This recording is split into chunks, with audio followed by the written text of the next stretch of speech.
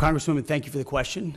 You are right. We are both originally from Minnesota, which is why I recall 2020 quite well, when Governor Walz abandoned a police precinct and allowed it to be burned to the ground, and also allowed 5 days of chaos to occur inside the streets of Minneapolis.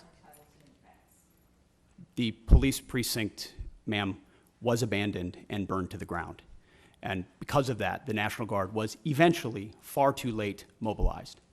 And President Trump recognizes a situation like that, improperly handled by a governor, like it was by Governor Walz, if it gets out of control, is a bad situation for the citizens of any location.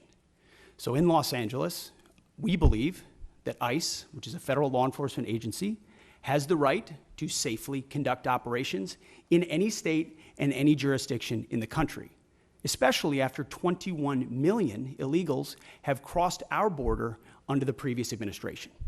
ICE ought to be able to do its job, whether it's Minneapolis or Los Angeles. I have limited time. I asked a budget and they question. Are being, Could the Secretary please address the budget? Thank you. You asked about the situation in Los Angeles, and we believe ICE agents should be allowed to be safe in doing their operations, and we have deployed National Guard and the Marines to protect them in the execution of their duties, because we ought to be able to enforce immigration law in this country, unlike what Governor Walz did in 2020. There are 17,000 LAPD, you mentioned that.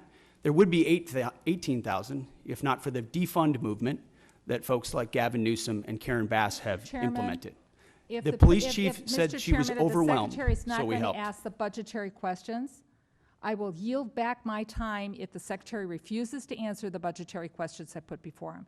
They're important. What training missions aren't happening? Where are you pulling the money from? And how are you planning this in the moving forward? These are budget questions that affect this committee and the decisions we're going to be making in a couple of hours. If you're not going to answer them, please let the chairman know, and I will take back my time and I will yield it back to the chairman. Mr. Secretary, I want to just let us know what accounts you're pulling the money to fund. Thankfully, unlike the previous administration, we've got a 13% increase in our defense budget, and we will have the capability to cover down on contingencies, which is something the National Guard and the Marine plan for. So we have the funding to cover down on contingencies, especially ones as important as maintaining law and order in a major American city.